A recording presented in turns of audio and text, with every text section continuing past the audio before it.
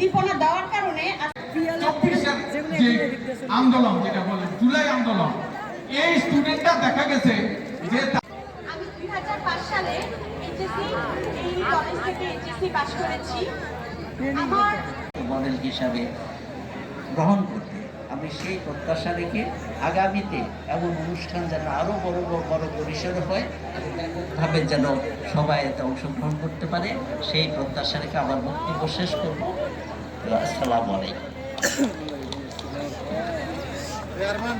প্রতিষ্ঠান উত্তরোত্তর আরো উন্নতির দিকে যাবে। আল্লাহ হাফেজ।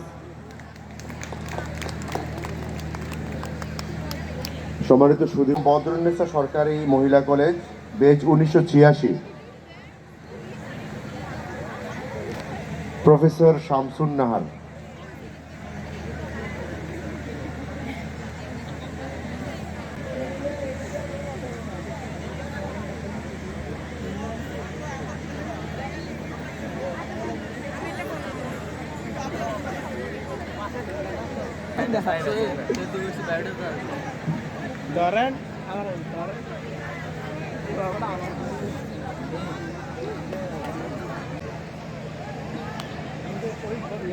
শুভ সকাল।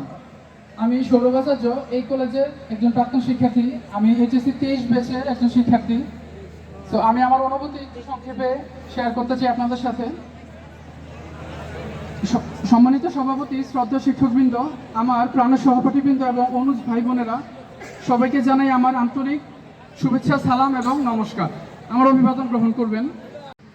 ছেলেদের সাথে মেয়েদের একসাথে পড়াশোনা করা, আগে আমরা পাইলট স্কুল আছি অধ্যাপক হিসেবে। আমার সাবজেক্ট হচ্ছে ম্যানেজমেন্ট। আমি আজকে এখানে আসতে পেরে আমার অনেক ভালো লাগছে।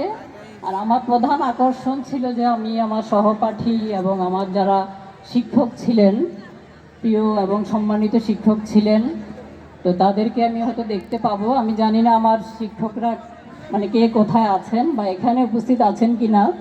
তা আমি এখান থেকে নেমে আমি স্যারদের খোঁজ করব যে আমার আগের শিক্ষকরা আছেন কি না। আর আমি এখানে প্রথমেই স্মরণ করতে চাচ্ছি আমাদের সময়কার যে প্রিন্সিপাল স্যার ছিলেন, স্যারের রুহের আত্মার মাগফিরাত কামনা করছি। আর এছাড়া আমাদের সময়ের যারা শিক্ষক ছিলেন, যারা আমাদের ক্লাস নিতেন এবং আমরা যাদের ক্লাস কর্মব্যস্ত জীবনে আমরা হয়তো অনেক দূর সরে গেছি, কিন্তু হৃদয়ের টান আজও আমাদের এই আঙ্গিনায় ফিরে এনেছে। তোদের সাথে কাটানো সেই দিনগুলো আমার জীবনের শ্রেষ্ঠ সঞ্চয়, শ্রেষ্ঠ মুহূর্তগুলো। অনুজদের প্রতি আমি একটু বলতে চাই, তোমরা যারা এখন এই কলেজে পড়ছো, তোমাদের উদ্দেশ্যে শুধু এটুকুই বলবো, এই সময়টা তোমাদের জীবনের সোনালী সময়। পড়াশোনার পাশাপাশি এই ক্যাম্পাসের প্রতিটা মুহূর্ত উপভোগ করো, লক্ষ্য স্থির রেখো এবং পরিশ্রম করো। ইনশাআল্লাহ তোমাদের একদিন অনেক বড় জায়গায় যাবে। আজকে তোমরাই কালকে এই মঞ্চে এসে বক্তৃতা দেবে, তোমরা এই মঞ্চের বক্তা হবে। উপসংহারে আমি বলতে চাই, আয়োজকদের ধন্যবাদ জানাই এবং আমাদের সবাইকে একসূত্র বাঁধার জন্য এই কলেজে আমাদের প্রাণ স্পন্দন, এই বন্ধন যেন আজীবন অটুট থাকে। সবাই ভালো থাকবেন, সুস্থ থাকবেন এবং আমার জন্য দোয়া করবেন। এই বলে আমি আমার বক্তব্য শেষ করতে চাচ্ছি।